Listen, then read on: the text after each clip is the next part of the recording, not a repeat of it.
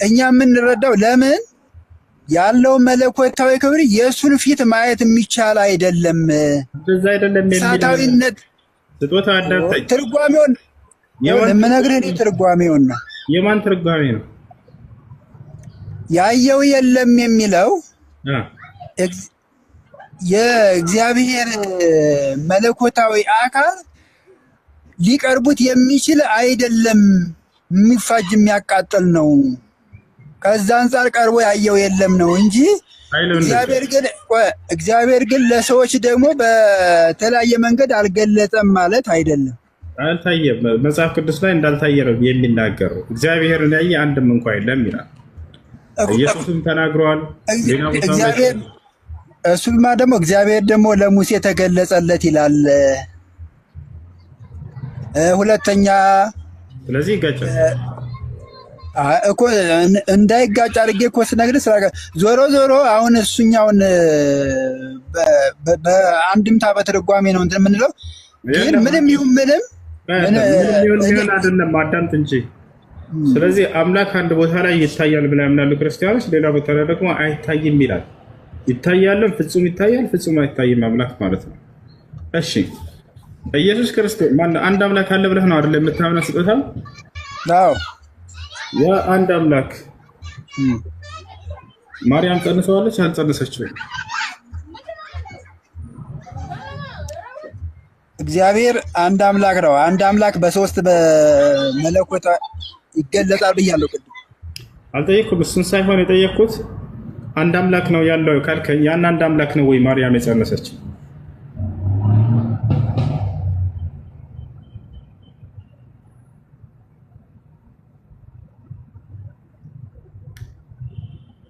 ስጦታ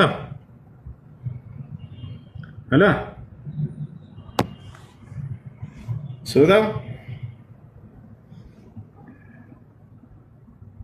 ሄሎ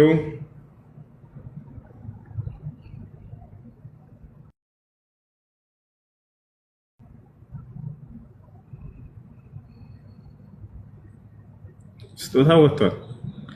ይሄ ጥያቄ በጣም መጥፎ የሆነ ጥያቄ ነው። ክርስትናን በቃ ፈርድም የሚያስበላ ጥያቄ ነው። ወረበል ካለ ክርስቲያን መግባት ይችላል ይህን ጥያቄ ለመመለስ። እሺ ሰላም አለይኩም። ወአለይኩም ሰላም ወራህመቱላሂ ወበረካቱ። ቢወጣ ይሻላል። ክርስቶስ ነው የሚለው ይሄን ከመለሰ ሁለቱም መልስ መጥፎ መልስ ነው። ወይ አምላክን የጸነሰችው ካለም ይፈርሳል ክርስትና። አይ አምላክን አልጸነሰችም ካለ በሁለቱም መልስ በቃ ምንም መልስ የሌለው ጥያቄ ከመለስ ክርስትና ይጠፋል። ስህተት እንደሆነ ትረዳላችሁ። ተመልሳ ግባ ስጦታ። እሺ ጥያቄ አይቀጥል።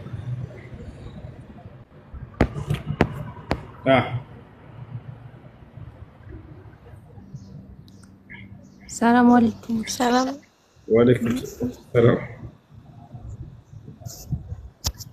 እሺ ቀጥይታችን ከላይ ያለሽው። እሺ ዲቦራ ያይታለሽ። ሰላም እንዴት ናችሁ? ሰላም ደህና ነሽ? አለን እግዚአብሔር ይመስገን። ሰላም አለን አልሐምዱሊላህ። እሺ ጥያቄ እሱ ሙስሊሙ ነው ሴቷ ክርስቲያን ሆና ኒካ ማሰር ይቻላል? እንዴት? እሺ ጥያቄሽ ምንድን ነው? ጥያቄ እሷ ክርስቲያን ሆና እሱ ሙስሊም ቢሆን ኒካ ማሰር ይቻላል? አይቻልም። ለምን? ስለማይፈቀድ። ግልጽ አድርግልኝ። ስለማይፈቀድ ሳይሆን ያ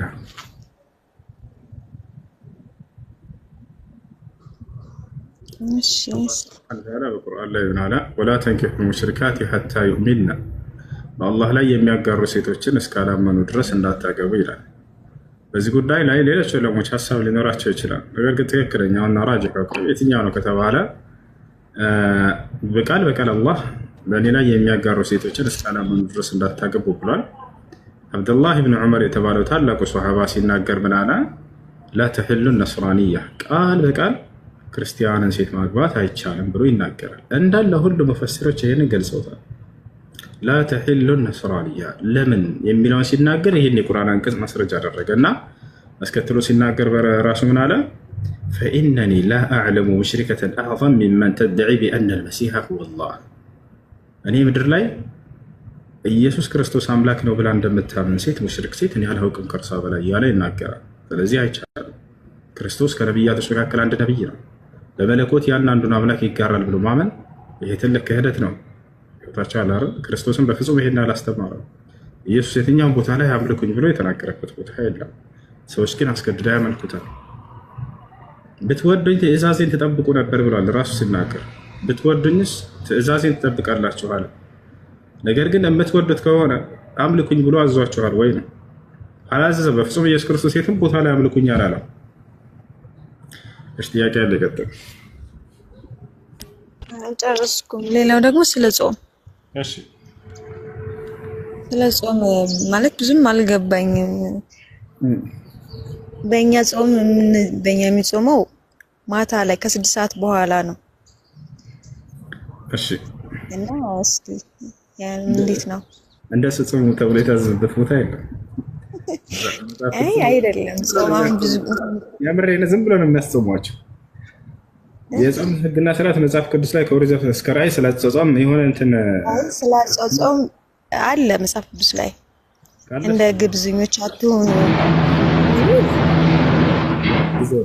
እኔ ያልኩት እሱን ሳይሆን ሰዓቱን ነው እኮ ጊዜው እሱን ሰዓቱን የተቀመጠበት ቦታ የለም። ኦኬ እኮ ታዲያ እናንተ ትንሽ እስኪ ግልጽ አድርግልኝ።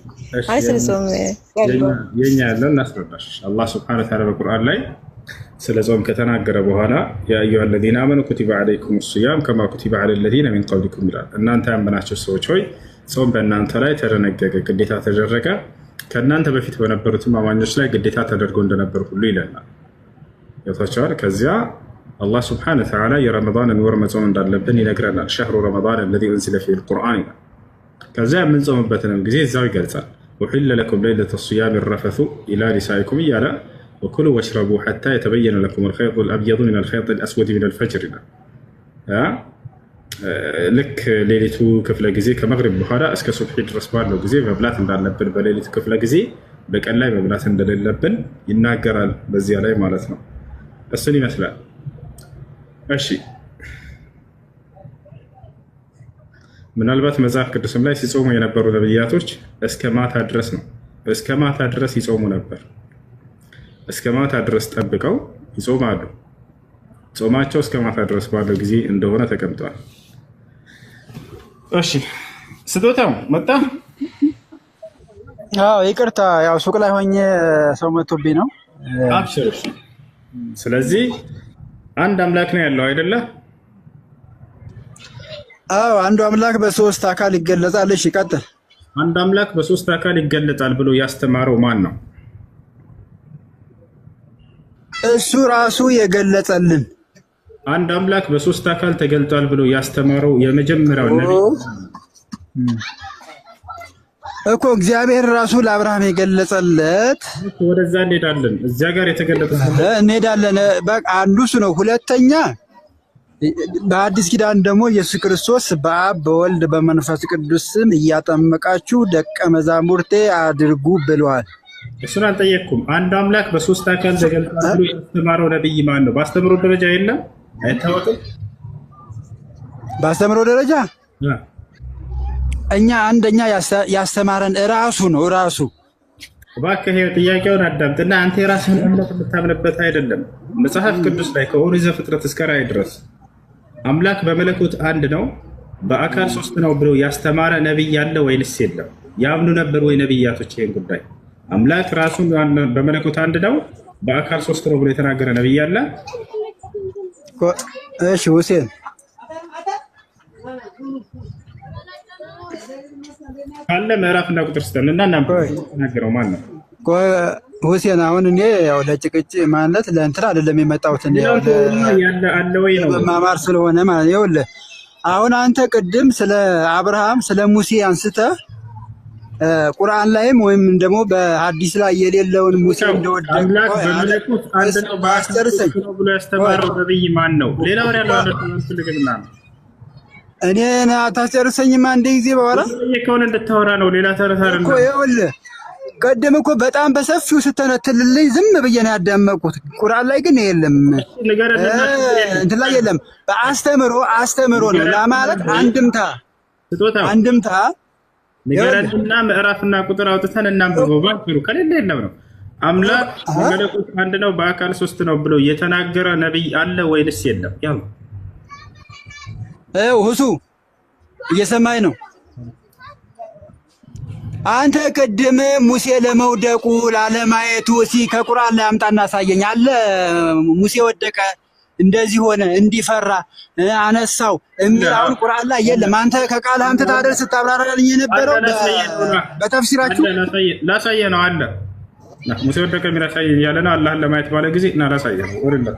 እሺ ወደቀ የሚለው እንደገና አነሳው ጠይቅ ከረላ አዳምጥ። በቃ ሙሴ ወደቀ የሚል የለም። በራስህ ነው ስትናገር የነበረው ምናምን አላህን ለማየት ባለ ጊዜ አሁን ላሳየ ነው። አብሽር እሺ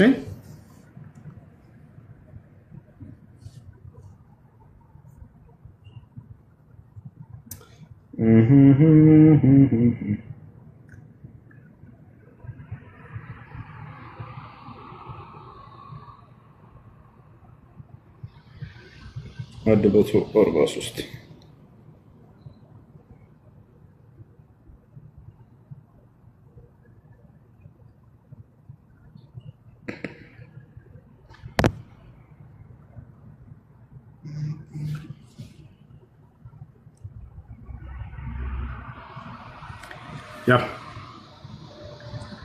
ሙሳም ለቀጠሯችን በመጣና ጌታውን ባናገረው ጊዜ ጌታዬ ሆይ ነፍስህን አሳየኝ ወደ አንተ እመለከታለሁና አለ። አላህም በፍጹም አታየኝም፣ ግን ወደ ተራራው ተመልከት፣ በስፍራውን ቢረጋ በእርግጥ ታየኛለህ አለው። ጌታው ለተራራው በተገለጸ ጊዜ እንኩትኩት አደረገው ተራራውን። ሙሳም ጮሆ ወደቀ። ያው ሙሴ ወደቀ የሚል አታሳየኝም የለም እያልክ ነበር። ሙሳም ጮሆ ወደቀ። ያው በአንሰራራም ጊዜ ጥራት ይገባ በተነሳ ጊዜ ማለት ነው። ወደ አንተ ተመለስኩ እኔም በወቅቱ የምእመናን መጀመሪያ ነኝ አለ ይላል። ሙሴ ወደቀ የሚል አታሳየኝም በራስህ ነው ስታወራ የነበረው አንድምታ ላይ ነው ምናምን። ለአንድምታ ላይ አይደለም፣ ቀጥታ በቃል በቃል ነው ያሳየው። እሺ እውነት እላችኋለሁ እኔ ከራሴ አንዳች አልናገርም፣ እንዳነበብኩ እናገራለሁ። ንግግሬ በማስረጃ እንጂ ያለ ማስረጃ አይደለም። እሺ ጥያቄ ያለ ይቀጥል። እሺ ልቀጥል። ቀጥል። የማይንቀሳቀስ ብር ያለው ያኔ በስደት ያለን ሰዎች የማይንቀሳቀስ ብር ካለን እዛ ላይ ዘካ ይወጀብብናል? የዘካ ኒሳቡ መጠኑ እስካልቀነሰ ድረስ ዘካ አለበት። እንዴት ያኔ? የዘካ መጠኑ ለምሳሌ በወርቅ ከሆነ 85 ግራም እና ከዚያ በላይ፣ ልክ እንዲሁ ደግሞ በወርቅ ከሆነ በብር ከሆነ 595 ግራም እና ከዚያ በላይ የሚመጥን ከሆነ ዘካ አለብር የሚሰጠው በብር መሆን እንዳለበት ብለውች ተናግረዋል። የወርቅ በጣም ስለተወደደ በሆነ ሰዓት፣ ስለዚህ መሆን ያለበት በብር ነው። 595 ግራም ብር የሚመጥን ገንዘብ ካላችሁ ያ ነገር አመት ከሞላው ዘካ ይወጅበታል ማለት ነው። ሰው ይህን ለማወቅ በአካባቢያችሁ ሄዳችሁ 595 ግራም ብር ስንት ነው የሚሸጠው በላቸው።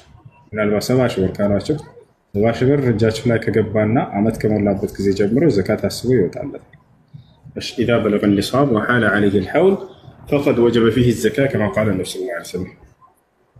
እሺ እንዲሁም በቃ እንዲህ የአመት የሁለት አመት እንደ አክሲዮን እንደ እቁብ ከገባንም ከዛ ላይ ዘካ ማድረግ ግዴታ አለብን።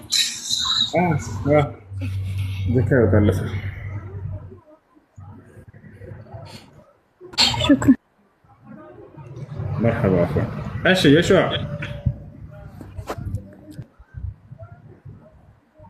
ወይ ሰላም ላንተ ይሁን። ሰላም እንዴት ነህ? አይሰማም? ይሰማል።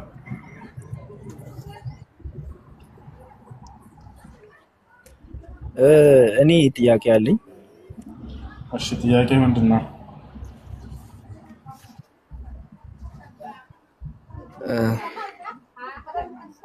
በክርስትና ማለት ይቅርታ፣ በእስልምና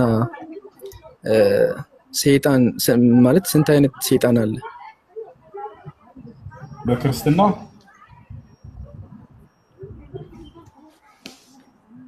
አይ ነው በእስልምና ስንት አይነት ሰይጣን ማለት?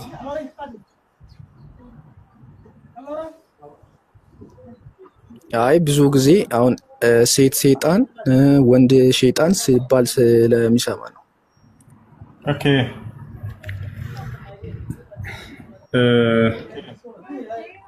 ነቢያችን ሰለላሁ ዐለይሂ ወሰለም አላሁመ ኢኒ አዑዙ ቢከ ሚነል ኹቡሲ ወልኸባኢስ ብለው የተናገሩት አንድ ሰው ወደ ሽንት ቤት ሲገባ ጊዜ አምላክ አላህ ሆይ እኔ ከወንድና ከሴት ሰይጣን በአንተ እጠበቃለሁ ብለዋል። ሰይጣን ብሎ ማለት ባህሪ ነው። እሺ ባህሪ ነው፣ የማንነት መጠሪያ አይደለም። ባህሪ ማለት አላህ ሱብሓነሁ ወተዓላ ትእዛዝ ያመፀ ማንኛውም አካል መጠሪያ ነው። ከጅኖች የአላህ ሱብሓነሁ ወተዓላን ትእዛዝ ያመፀ ሰይጣን የሚል መጠሪያ በእርሱ ላይ ይውላል። ጅኖች ልክ እንደኛ ፍጥሮች ናቸው። ወንድም አላቸው፣ ሴትም አላቸው፣ ይራባሉ ምናምን። ከነዚያ የአምላክን ትእዛዝ አመፁ የወጣ ሰይጣን የሚል ባህሪ በእርሱ ላይ ይውላል። አደምና ሐዋ ከገነት እንዲባረሩ ምክንያት የሆናቸው ከጅኖች ጭፍራ ሲሆን አላህን ባመፀ ጊዜና ትእዛዙን አልፈጽምም ባለ ጊዜ የሰይጣን የሚለው ባህሪ በእርሱ ላይ ይውላል። ካነ ሚነል ጅኒ ፈፈሰቀ ዐን አምሪ ረቢህ ይላል። ከጅኖች ጭፍራ ነበር። ከጅን ጭፍራ ያስባለው ምንድነው? ከእሳት ስለተፈጠረ ነው። ጅኖችን ከእሳት ስለተፈጠሩ ነው። እና የጌታውን የአላህን ትእዛዝ ባመፀ ጊዜ ሰይጣን የሚለው ባህሪ በእርሱ ላይ ይዋላል። ስለዚህ ከጅኖች ማናቸው ወንድም ይሁን ሴት የአላህን ትእዛዝ አምፆ የወጣ ሰይጣን ባህሪ በእርሱ ላይ ይውላል።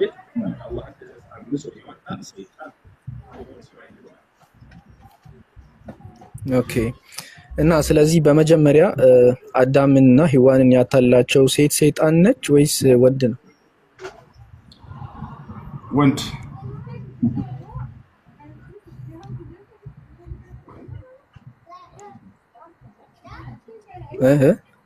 ወንድ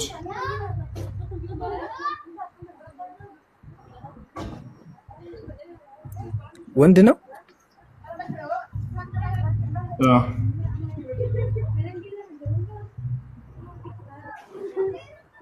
ኦኬ እሺ።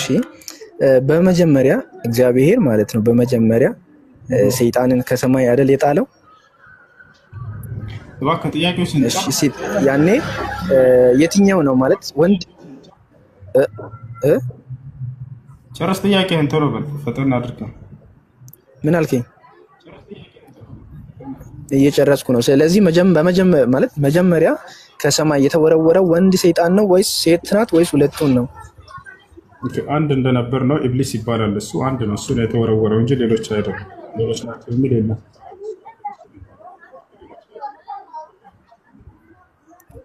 አንድ ነው የተወረወረው።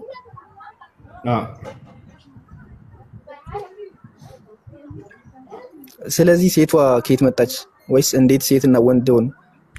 እሺ ቀደም ሳብራራ ነበር። ጅን የሚባል ህብረት አለ። ልክ እንደኛ እንደ ሰዎች ወጥቷል አይደለም። ሰይጣን የተወረወረው አንድ ሰይጣን ሳይሆን አንድ ያ የጅን ጭፍራ ከሆኑት መካከል አንደኛው ነበረ። እሱ ሰይጣን የሚል ባህሪ በእርሱ ላይ ዋለ። የአላህን ትእዛዝ ባመፀ ጊዜ ወረደ። እሱ ነፍ አሉ በምድር ላይ ይኖራሉ። እነሱ ሴቷ የት ነበረች ከተባለ የሴት ጅኖች ልክ እንደኛ እንደ ወንድ እንደ ሴት ናቸው። በምድር ላይ ነው የሚኖሩት፣ በምድር ላይ ይኖራሉ። እርሱ በሰማይ ላይ አላህ ሱብሓነሁ ወተዓላ ሊገዛ ነበር። ከዚያ በኋላ ግን አላህን ባመፀ ጊዜ ወደ ምድር እንዲወርድ አደረገው። ያ ነው። እሺ ያ ኦኬ ቴንክ ዩ። እና የመጨረሻ ጥያቄ አንድ ጥያቄ አለኝ። እሺ እሺ ከቁርአንና ከባይብል ማለት ነው ከኢንጂል ከቶራት ቀድሞ የተጻፈው የትኛው ነው? ከቁርአንና ከኢንጂል መጀመሪያ የተጻፈው የትኛው ነው? ኢንጂል ስትል የአላህን ኢንጂል ከሆነ አላህ ለነቢዩላህ ዒሳ የሰጠውን ከሆነ ልክ እንዲሁ ደግሞ ተውራት ስትል አላህ ለሙሴ የሰጠውን መጽሐፍ ከሆነ እነዚህ ከቁርአን ቀድሞ ተጻፈ። አሁን ስላለው መጽሐፍ ቅዱስ አይደለም እያወራኝ ያለሁት። يتكلم عن الكتاب الذي أنزله الله على موسى وعلى عيسى الله بموسى وعيسى ላይ ስላወረደው ነው። እነዚህ ከጊዜ በኋላ ሰዎች የጻፏቸው በፍጹም ከአምላክ ጋር የሚወዳደሩ አይደሉም።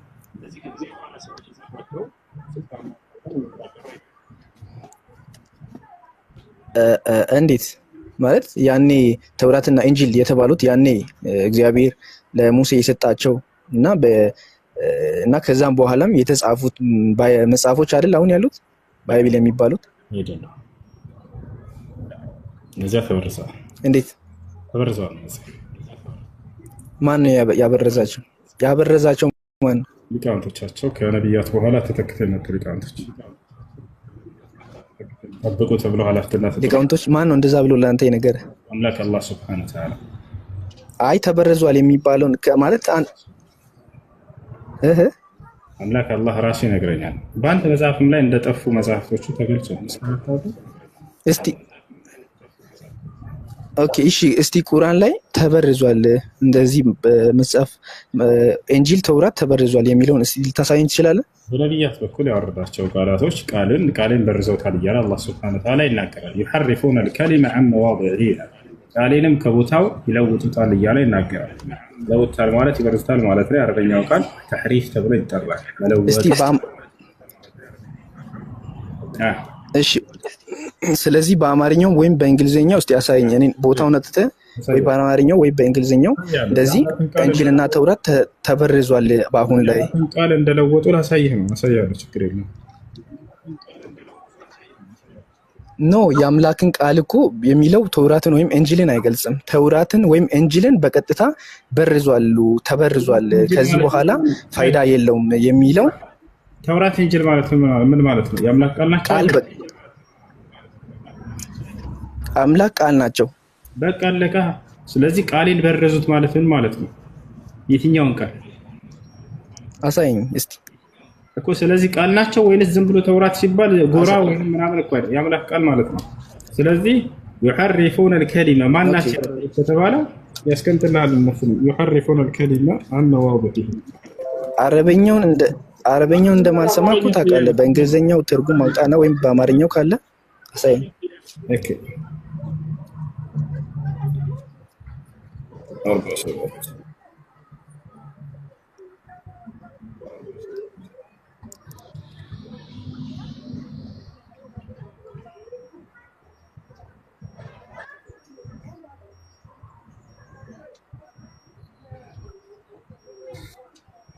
ያው ከይሁዶች መጽሐፍ እንደበረዙልህ ያ እንደዚህ ጋር ከነዚያም አይሁዳውያን ከሆኑት ሰዎች ንግግሮችን ከስፍራዎቹ የሚያጣምሙ አሉ ብሎ ገለጻቸው። ያው يحرفون من الذين هادوا አለ ከነዚያ ከይሁዶች ይላል يحرفون الكلمة عن مواضعه። እሺ ንግግሩን የአምላክን ንግግር አይ አረበኛውን ተውና አማርኛውን ብለህ ያ አማርኛው ነው። እሺ ከጊዜው ከነዚያ አይሁዳውያን ከሆኑት ሰዎች እሺ ንግግሮችን ከስፍራዎቹ የሚያጣምሙ አሉ። እሺ ስለ የትኛው ንግግር ነው የሚያወራው እዚህ ጋር? ለአይሁዶች የያዙት መጽሐፍ ምንድነው? ስለ ኢንጂል እያወራ ነው እዚህ ጋር።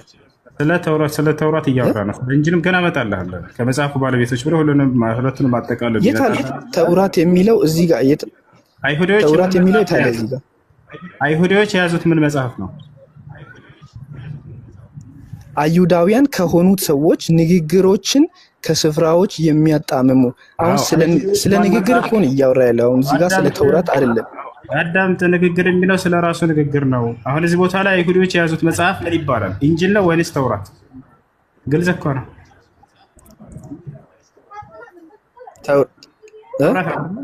አይሁዶች የያዙት መጽሐፍ አዎ በቃ እናመሰግናለን። ያን ቃል አጣመውታል እያለ እየነገረህ ነው። አሁን ደግሞ ሁለቱንም አጠቃሉ እንዴ ክርስቲያኖችን የመጽሐፉ ባለቤቶች ነው ሌላ ቦታ ላይ አይሁዳውያን ከሆኑት ሰዎች ንግግሮችን ከስፍራዎቹ የሚያጣምሙ አሉ ይላል። አሁን ስለ ተውራት እኮ በጭራሽ እዚህ ጋር የሚያወራ የለም። አይሁዶች የያዙት መጽሐፍ ቃል በቃል ተውራት ተበርዟል ወይም ኢንጂል ተበርዟል የሚለው ተውራት እና ኢንጂል ምንድን ነው? እሺ አሁን እዚህ ጋር አይሁዶች የያዙት መጽሐፍ ይላል። እሺ አይሁዶች የያዙት መጽሐፍ ይላል። አሁን እዚህ ጋር አሁን ማንተ መቀደም ምን አልከኝ? አይሁዶች የያዙት መጽሐፍ ካለ ቃል በቃል አሳየኝ እስቲ። አይሁዶች የያዙት መጽሐፍ ምንድነው? ስለቀደም ተውራት ነው አልከኝ። እኮ ነገርኩህ። አጣመውታል እያለ አላህ ሱብሓነሁ ወተዓላ ቃል በቃል እየነገረህ ነው ታላርና እንዴ አሁን እዚህ ጋር አጣመውታል ይላል። እዚህ ጋር ለውጠውታል ማለት እሱ እንደነበረ ይሁንና ወደ እሱ እንደነበረ ይሁን ሳይሆን እዚህ ጋር እንደዛ የሚል ለማንኛው እንደዛ ብሎ የሚናገር ያው አለ እያሳየህ እኮ ነው ሰውዬ። አጠመውታል የሚላለ ወይ እዚህ ጋር እያልክ ነው። ያው እያለ ነው። አታነብም እንዳማረኝ ከስፍራው የሚያጣሙ አጣሞታል የሚላለ እንደዚህ ጋር እስቲ ከስፍራው የሚያጣሙ ብሎ ገለጻቸው። እሺ ምኑን የሚያጣሙ ምኑን? እሺ ወደፊት ደግሞ ሂድ። ምኑን የሚያጣሙ ይላል? ቃሉን ያው ንግግሮችን ይላል። የማንን ንግግር? የአምላክን ንግግር ይኩይ። እሺ የማንን ይላል? የአምላክን ንግግር። ያት አለ የአምላክን ንግግር የሚል እዚህ ጋር ለራሱ ቃል እየተናገረ ነው። አምላክ ተዓላ ኦኬ። እሺ ለማንኛውም ይሄኛው ባይመለስም ወደ መጨረሻው ጥያቄ ሰዓትም ለአንተም አይደለም ፕሮቴስታንት መጽሐፍ ቅዱስ ይዛል መጽሐፍ ቅዱስ ይዛል። አዎ ያለኝ ግን ወደ የመጨረሻውን ጥያቄን ልጠይቅ። ኤርሚያስ ምዕራፍ 8 ቁጥር 8 ነው። ኦፍ ኮርስ ግን የመጨረሻውን ጥያቄን ልጠይቅ። የመጨረሻውን ጥያቄን ልጠይቅና ከዛ ትጠይቀኛለህ። ናዚ ጋር ነው እስኪ ምን ይላል? የመጨረሻውን ጥያቄን እኔን ልጠይቅ። አልጨረስኩም ጥያቄን። አንብበውና ይሄን ወደ ቀጣይ ትሄዳለህ። ችግር የለም አንብባት። ልጠይቅ ጥያቄን ልጨርስና አስጨርሽኝ። ከዛ በቂ ታይም አለ፣ ጊዜ አለኝ። ችግር የለም ትጠይቃለህ። ይሄን አንብበው። ችግር የለም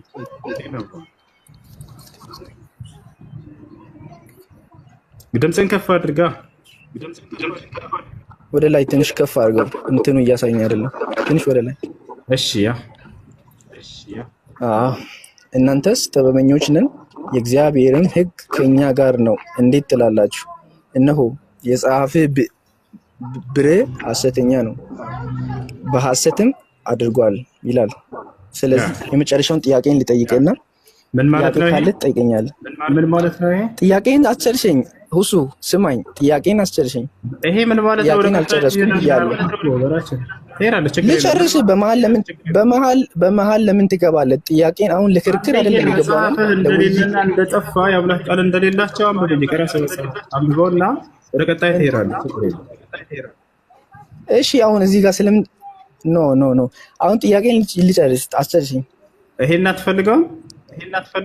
ለምን አልፈልገውም? በቂ ጊዜ አለኝ አላልክም? አንዴ አንብበው አይደለም አንብበውና ወደ ቀጣይ በቂ ታይም አለኝ አላልክም? ትቻለህ። በቃ ጠይቅ።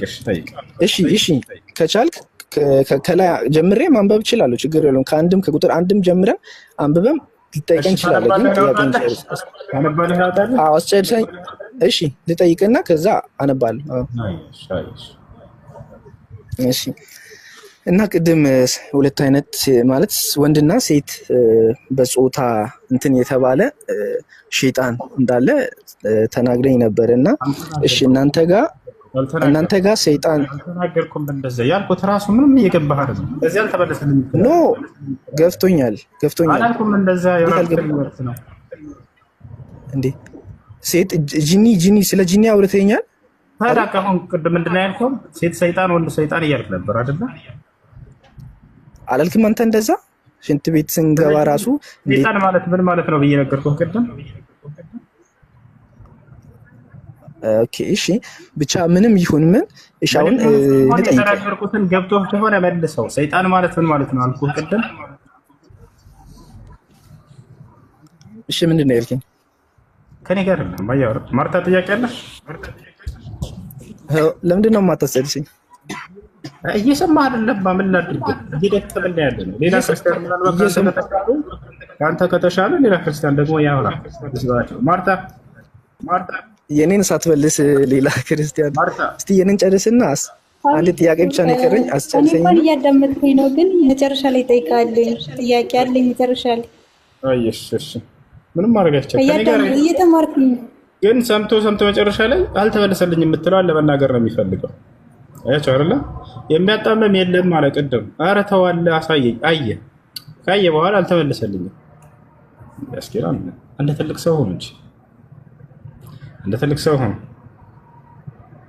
አሁን ሰይጣን ማለት ምን ማለት ነው አልኩት ቅድም። ነገር አስረድቼው ነበር። አበቃ ንገረኝ አለ እንደገና። እየገባህ አይደለም? የሚጠይቀውን የማያውቅ ስለ ወንድ ሰይጣን ስለ ሴት ሰይጣን አሁን ምንድን ነው የሚጠቅመው?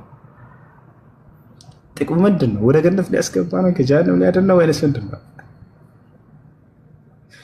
እሺ ይሄ ነው። እሺ መጽሐፍህ ላይ ላሳይህ፣ መጽሐፉን እንደጠፋ የተናገሩበት እንደተበረዘ የአምላክ ቃል እንደሌለ። ይሄን አላነብም አልፈልግም። አላህ ሙስተዓን። እሺ ጥያቄ ያለው ካለ መጠየቅ ይችላል።